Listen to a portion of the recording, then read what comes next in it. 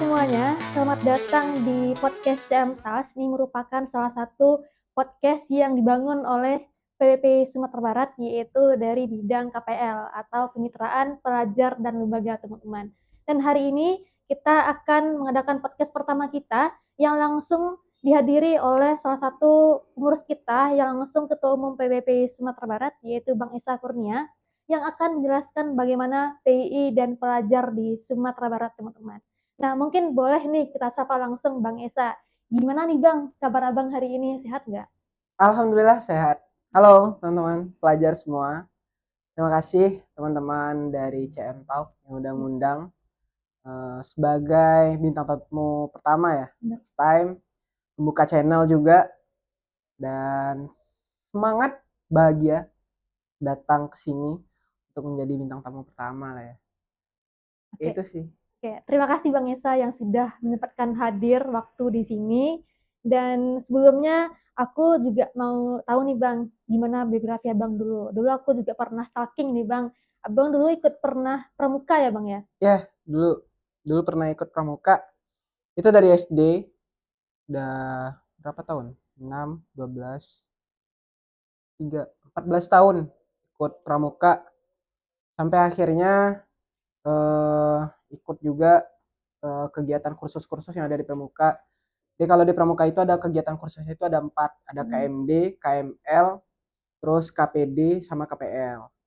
Nah, KMD itu untuk menjadi pembantu pembina, KML itu untuk menjadi seorang pembina utuh, kalau KPD itu menjadi pelatih dasar.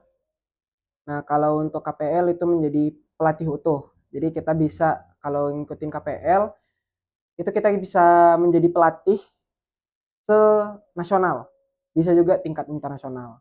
Itu sih. Oke, memang banyak sekali ya Bang pengalaman Abang di pramuka. Lumayan sih. Dan sebelum Abang sebagai ketua umum, aku juga pernah nih Bang, dengar Abang sebagai ketua umum PD Padang ya Bang, benar nggak Bang? Bener. Dulu itu di tahun 2000 berapa ya? 2020 itu pernah berproses di pengurus daerah. Jadi dulu itu sebenarnya setelah basic training, aku itu jadi masuk ke pengurusan di Batu Sangkar tahun 2018. Nah, karena waktu itu pindah ke Padang untuk melanjutkan studi dari UIN Batu Sangkar, pindah ke UIN Padang di tahun 2019, bertepatan di semester 3. Karena mengurus perpindahan itu, aku sempat vakum 1 tahun berproses di PII. Nah, setelah vakum di tahun 2019-nya, kan udah 1 tahun tuh, 2019,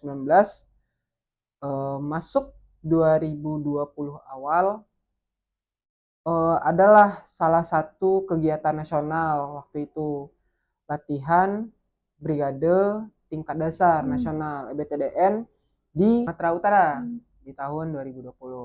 Bertepatan di lokasinya itu di Sibolangit, dan mengikuti kursus itu selama 1 minggu. Kalau di sananya aku nyampe 15 hari di sana. Stay di sana 15 hari, setelah itu balik lagi ke Sumbar. Nah, pada waktu itu Padang Panjang, pengurus daerah Padang Panjang, yang waktu itu ketua umumnya kalau nggak salah Habib Mutakin ya, Habib, ngadain training basic dan intra, training terpadu. Nah, karena aku udah 1 tahun vakum dan nggak ngapa-ngapain di PII, setelah mengikuti kegiatan brigade ini, aku diajaklah sama salah satu personil di Padang Panjang untuk join jadi kepanitiaan. Nah, setelah join, masuk kepanitiaan, ngurus kegiatan training. Pasca kegiatan training, pulang ke Padang, ditanyain tuh sama teman-teman PD Padang itu, mau berproses nggak di daerah. Nah, di PD kan di Padang ketika itu, boleh tahu masuk ke pengurus daerah, belum masih jadi anggota ketika itu. Nah, bertepatan di akhir periode. Nah, sebelum konda kita ngadain satu kegiatan CPCM. coaching pemandu, coaching mualim, yang sekalian kami mengadakan kegiatan eksternal, yaitunya workshop ketika itu. Workshop jurnalistik ketika itu di SMP 38. Nah, setelah ikutin kegiatan, ikut Konda, konferensi daerah di Padang. Nah, pada waktu itu ada kejadian unik sih sebenarnya. Nah, jadi ada bakal calon yang akan mencalonkan dirinya untuk menjadi ketua umum. Cuman banyak dari teman-teman itu nggak terima, kan? Nah, terus aku mikirnya orang ini nembaknya ke aku nih untuk pilihan jadi ketua umum. Aku kabur dari konferensi daerah kan, masuk ke kamar tidur, terus dipanggil sama teman-teman daerah kan, panggil, bang, abang dicariin sama anak-anak yang lain untuk masuk ke dalam konferensi. Ya, nanti bentar lagi aku masuk. 10 menit setelah dipanggil, aku baru masuk ke ruangan. Setelah itu nggak nyampe 5 menit ketika pemilihan calon, aku keluar lagi, tidur lagi di kamar kan. Terus dicariin lagi sama teman-teman daerah kan, wah mana Esa tadi gitu. Dicariin lagi, dipanggilin ke kamar, bang dicariin bang sama teman-teman yang lain. Ya udah, aku masuk lagi ke ruangan sampai akhirnya adalah mungkin ini jalannya juga ya. Ini juga proses bagi aku sebagai orang yang ketika itu memang benar-benar ya diberikan amanah lah ya, diberikan amanah sama teman-teman, dan akhirnya aku kepilih jadi ketua umum ketika itu periode 2021-22 untuk kepengurusan 21-22 ketika itu menjadi ketua umum ketika itu. Itu sih ceritanya untuk jadi ketua umum.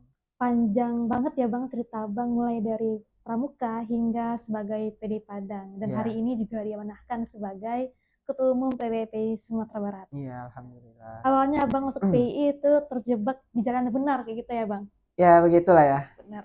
Nah, selama 6 tahun dari 18 tahun 18 hingga pada hari ini 2024, 6 tahun perjalanan Abang di BI sehingga sekarang dimanahkan sebagai ketua umum. Sangat luar biasa teman-teman, hingga hari ini Bang Esa bisa melanjutkan sebagai ketua umum, dan ini merupakan sebuah amanah yang sangat berat kayak gitu.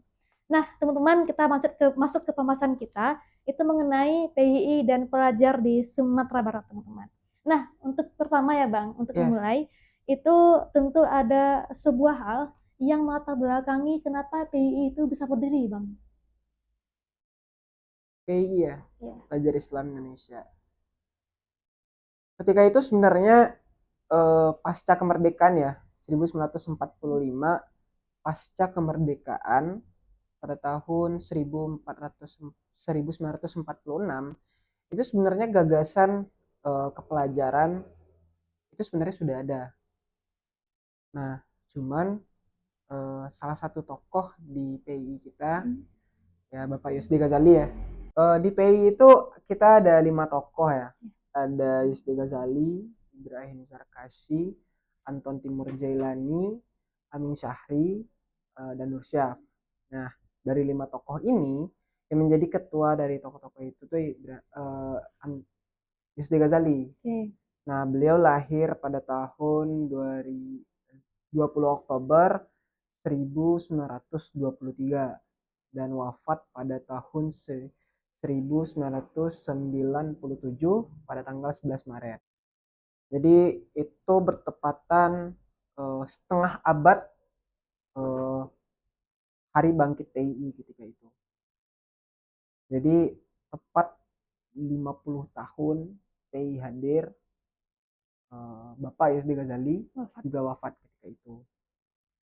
Nah, dengan sistem pendidikan yang ditinggalkan oleh pihak Belanda atau penjajah Belanda ketika itu, dan pendidikan tradisional yang ditinggalkan kultural secara di Indonesia, Nah, dengan wadah pelajar Islam Indonesia, Bapak Yazdi Ghazali memiliki salah satu cita, yaitunya ingin menghadirkan generasi muda atau kader PII itu adalah kader kiai yang intelek dan intelek yang kiai.